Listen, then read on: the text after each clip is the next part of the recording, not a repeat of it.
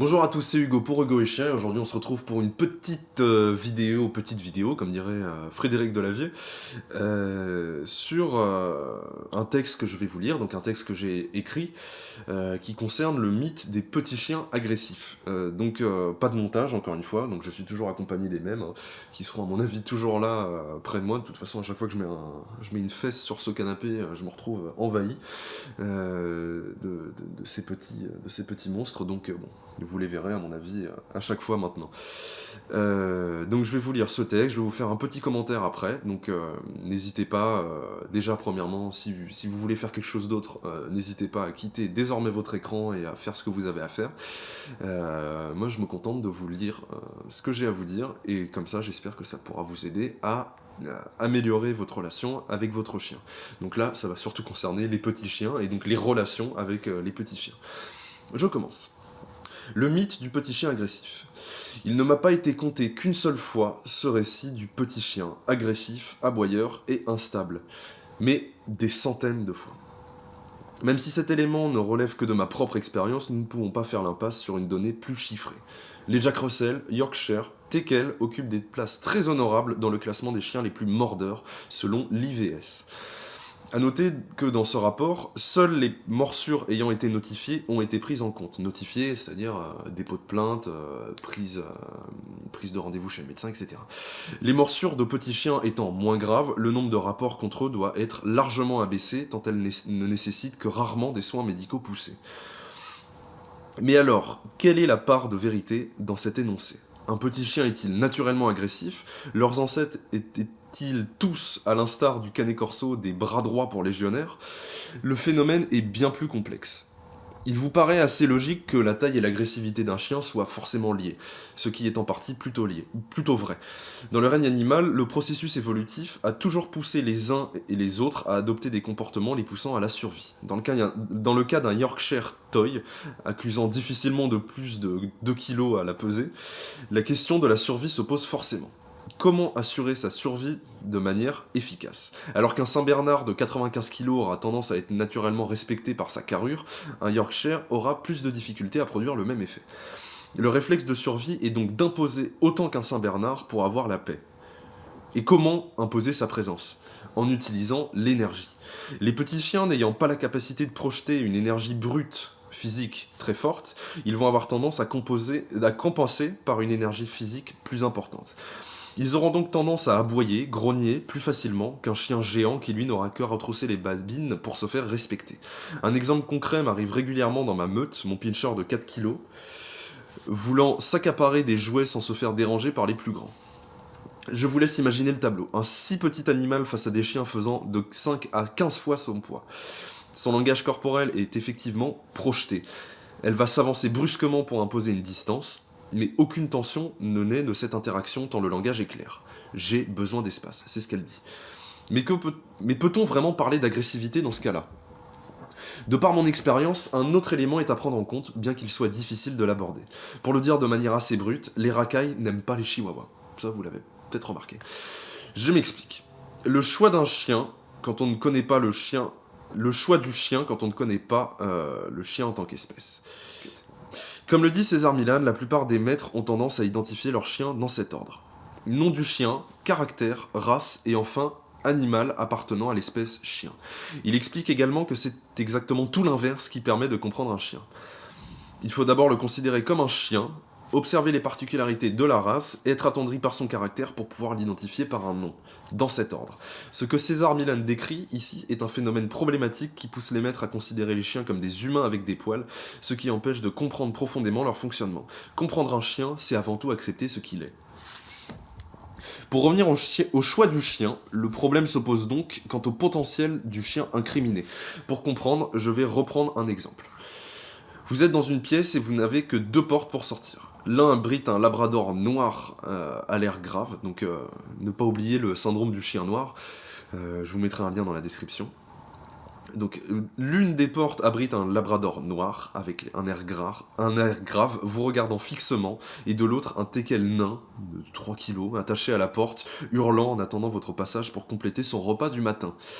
La plupart du commun des mortels humains choisira de se tourner vers le teckel nain pour sortir. Le potentiel de destruction des deux protagonistes n'étant pas le même, on aura tendance à s'orienter vers le moindre mal, pour citer Jean-Claude Michéa. Et ce moindre mal est identifiable facilement. Une morsure de teckel provoque moins de dégâts que celle d'un labrador. Jusque-là, tout le monde est d'accord. Et c'est ici que la plupart des problèmes naissent. Les personnes prenant des petits chiens auront une tendance naturelle à sous-estimer, souvent à raison, le potentiel destructeur de leur animal. Cette sous-estimation poussera parallèlement à un laxisme structuré autour de cet adage. Il ne peut pas faire de mal à une mouche. Comme le chien n'est pas dangereux, s'inquiéter de son agressivité passe souvent au second plan pour le maître. A l'inverse, le maître d'un chien géant réagira beaucoup plus rapidement en cas d'agressivité de peur que la situation ne dégénère et devienne dangereuse. De plus, un petit chien peut être porté, ce qui s'avère souvent plus compliqué dans le cas des gros chiens. Il est donc plus facile, sur le terrain, de désamorcer un conflit avec un petit chien qu'avec un gros. Le petit chien sera donc souvent livré à lui-même car considéré davantage comme un hamster intelligent ou comme un bébé humain avec des poils que comme un vrai chien. Leurs maîtres auront donc beaucoup plus de facilité à refuser de leur donner des règles, au même titre que les enfants sont de plus en plus livrés à eux-mêmes. Comme dirait Christian Combaz, les enfants sans foi ni loi. Donc moi je pourrais dire les chiens sans foi ni loi non plus. Ayant des conséquences très similaires chez les enfants, bien que ces derniers le fassent avec des aboiements plus subtils. Ouais, parce que les chiens, les enfants aboient plutôt avec des mots.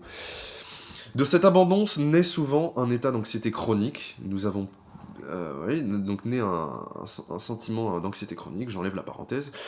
Le chien ne sait pas où se placer dans la structure de son foyer, le chien vit dans une crainte permanente et va souvent projeter de l'agressivité pour maintenir à distance ses congénères, les autres animaux et y compris les humains. Bien qu'effectivement les dégâts physiques potentiels ne soient pas les mêmes entre un chien format toy et un format géant, le déséquilibre posé par l'anxiété est le même pour tous les chiens. Cet état de déséquilibre leur empêche de trouver le calme en promenade, en sortie ou nulle part ailleurs de toute façon, leur empêchant de vivre une vie équilibrée. Ce phénomène est un problème qui me tient à cœur tant les remarques sur les petits chiens sont nombreuses et semblent tout indiquer que les petits chiens, contrairement aux grands, devraient jouir d'une liberté absolue.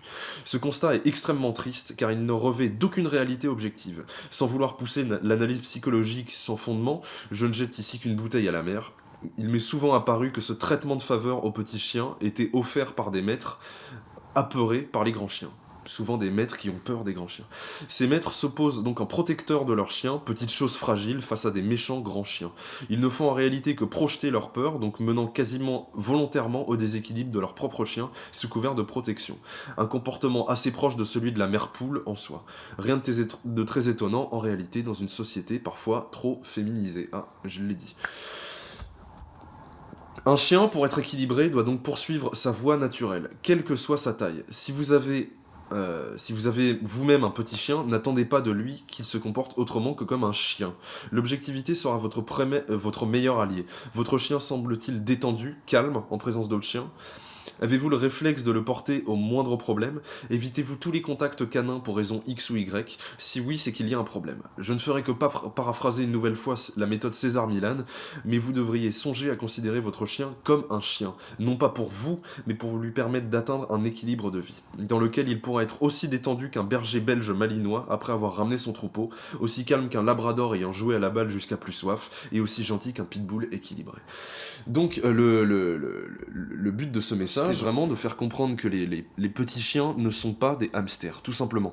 Ce que j'ai beaucoup vu, moi, quand je parle des petits chiens avec les gens, c'est que la plupart du temps, les gens considèrent leur petit chien, comme il n'est pas dangereux, comme une sorte de jouet, comme quelque chose qui, comme il ne rêvait pas un réel danger pour la société, il n'y a pas de raison de lui donner de règles, de limites et tout ça, parce que de toute façon, il ne va pas faire de mal, il ne va pas être dangereux, donc à partir de là, même si une fois je me suis fait mordre par un spitz, et j'étais même pas sûr, spitz qui devait faire 3 kilos, j'étais même pas sûr de finir ma journée ailleurs qu'à l'hôpital. Mais plus globalement, les petits chiens ont quand même beaucoup moins de capacité de destruction, et donc les gens qui ont des petits chiens ont vraiment beaucoup plus tendance à les considérer comme des cochons d'Inde, comme des lapins nains, comme ce que vous voulez, mais quelque chose d'inoffensif. Et donc ce qui se passe, c'est que la peur naturelle qu'on doit avoir quand un chien grogne, quand un chien menace, parce qu'il peut tuer quelqu'un, tout simplement, cette peur-là n'existe pas. Donc la nécessité de résoudre ce problème en amont, de faire en sorte qu'il n'y ait pas d'attaque, ne trouve pas sa raison d'être. Comme il n'y a pas cette menace de mort, il n'y a pas cette nécessité de trouver des solutions. Il n'y a pas cette nécessité de mettre des limites. Sauf que le problème, c'est triste à dire, mais le fonctionnement de ce chien et le fonctionnement de son chien, c'est exactement le même. Ah, je rechoppe voilà, j'ai le focus. C'est exactement le même fonctionnement. Ils vivent de la même façon. Ils pensent de la même façon, même si leur rapport au monde est un peu différent. Forcément, quand on voit le monde d'ici et quand on voit le monde d'ici, on voit pas les mêmes choses. Moi, par exemple, d'ici, je vois la fenêtre, mais je sais que la petite ne va pas voir au-dessus du radiateur. La fenêtre qui est en face, mais vous pouvez pas la voir, je sais pas pourquoi je la montre. Mais bon, bref, même s'il y a un petit changement, le fonctionnement du chien est exactement le même. Le pinscher nain, par exemple, c'est un Doberman miniature. Mais le cerveau est exactement le même, le fonctionnement est exactement le même. De la même façon pour le Jack Russell, qui est un petit chien de chasse. De la même façon que comment s'appelle là, le Whippet. Le Whippet est un petit lévrier, mais le fonctionnement mental est le même. C'est un chien avant tout. Ce n'est pas un petit chien qui s'appelle Minus ou je sais pas quoi. C'est un chien avant tout. C'est un chien, c'est un descendant du loup, même si des fois ça choque un peu. Ça reste un descendant du loup. Les instincts sont les mêmes. Le fonctionnement spirituel et intellectuel est le même. Et seule la taille diffère. Seule la réponse face aux événements diffère. Mais le problème, c'est que si on ne considère pas son chien comme un chien, on ne peut pas lui permettre de développer son équilibre de chien. On va développer un équilibre de petit chien, c'est-à-dire que comme il est petit, on va tout lui passer, on va le laisser aboyer dans la rue, on va le laisser mordre des gens, parce que de toute façon, c'est quoi? C'est qu'une égratignure. Le problème, c'est que ce qui en ressort derrière, c'est de l'anxiété.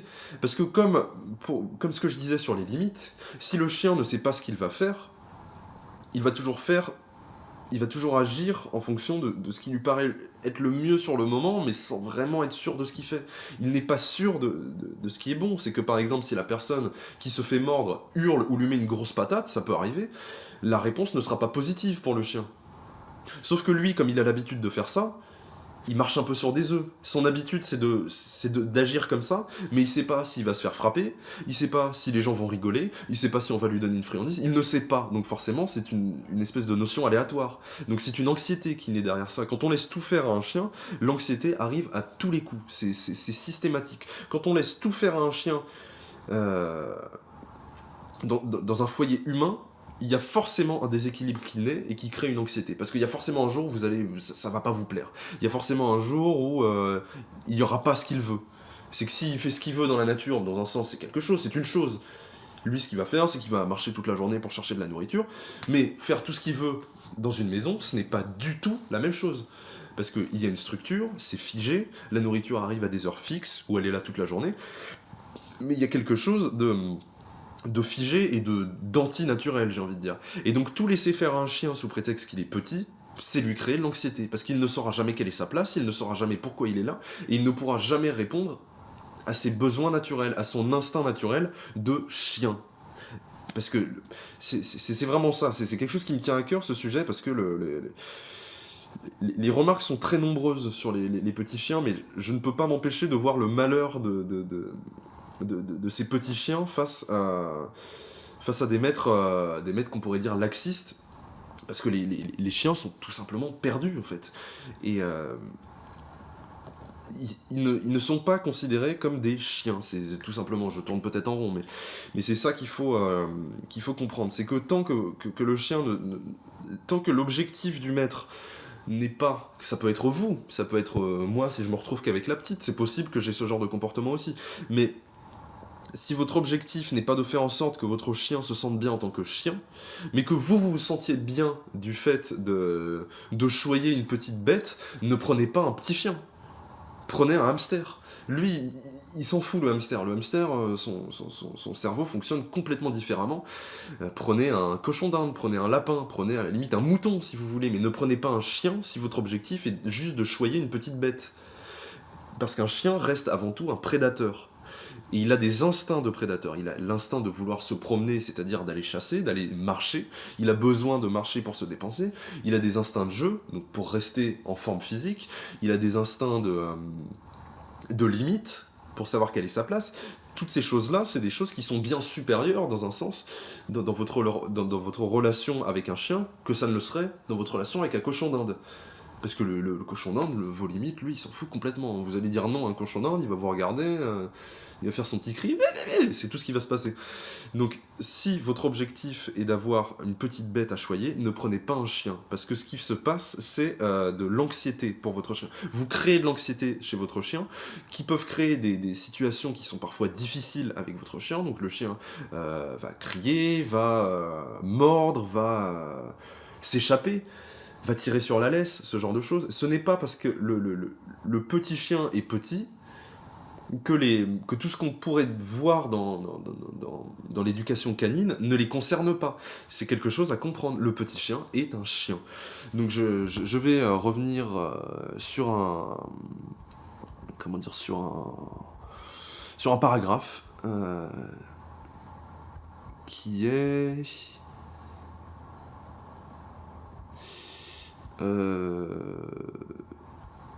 Eh ben non, je pense que je vais m'arrêter là. Donc voilà, la conclusion de cette histoire, c'est ça. Donc un chien, pour être équilibré, doit poursuivre sa voie naturelle, quelle que soit sa taille, c'est-à-dire sa voie de chien. Si vous avez vous-même un petit chien, n'attendez pas de lui qu'il se comporte autrement que comme un chien. Donc c'est vraiment ça qui compte. Quand vous avez un petit chien, ne vous fiez pas à ce mythe du petit chien, parce que tout le monde a ce contact, qui a un chihuahua, qui a un teckel, qui a un yorkshire, qui a un... je ne sais pas, mais des chiens super tendus, super... qu'on pourrait même dire insupportables parfois, pour les passants, pour la famille, pour qui vous voulez. Ça peut devenir très vite insupportable, autant pour vous que pour les autres. On a tous ce récit, et toujours l'excuse c'est oui, mais c'est un petit chien, il crie. C'est toujours les petits chiens qui crient. Oui, c'est vrai. Mais la question c'est pourquoi? Et bah pour moi la réponse c'est que si c'est les petits chiens qui crient, si c'est les petits chiens qui créent ce genre de problème, c'est toujours le petit chien qui fait du bruit, etc. Pour moi c'est un mythe. La réalité c'est que comme on veut laisser tout passer à ces chiens parce qu'ils sont mignons, parce qu'ils sont petits, et qu'ils n'ont pas de limite, ils développent une anxiété. Et c'est une anxiété chronique, et pour moi le mythe du petit chien pourrait se résumer à c'est mignon, on lui laisse tout faire, on s'étonne des conclusions. Parce que si on faisait la même chose avec un canet corso, je vous mets ma main à couper que au bout d'un mois, ce canet corso serait tué. Tout simplement. Donc voilà.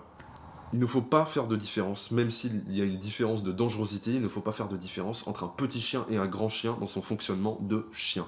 Tout simplement. Donc voilà, je vous laisse là-dessus pour aujourd'hui. N'hésitez pas à mettre des commentaires si vous en avez, à mettre un petit pouce bleu si ça vous a plu, et puis un petit pouce rouge si ça vous a pas plu, hein, c'est possible. N'hésitez pas à partager ce sujet aux gens que ça pourrait intéresser autour de vous. Je vous laisse pour aujourd'hui, puis je vous retrouve pour une prochaine vidéo. Voilà, à plus!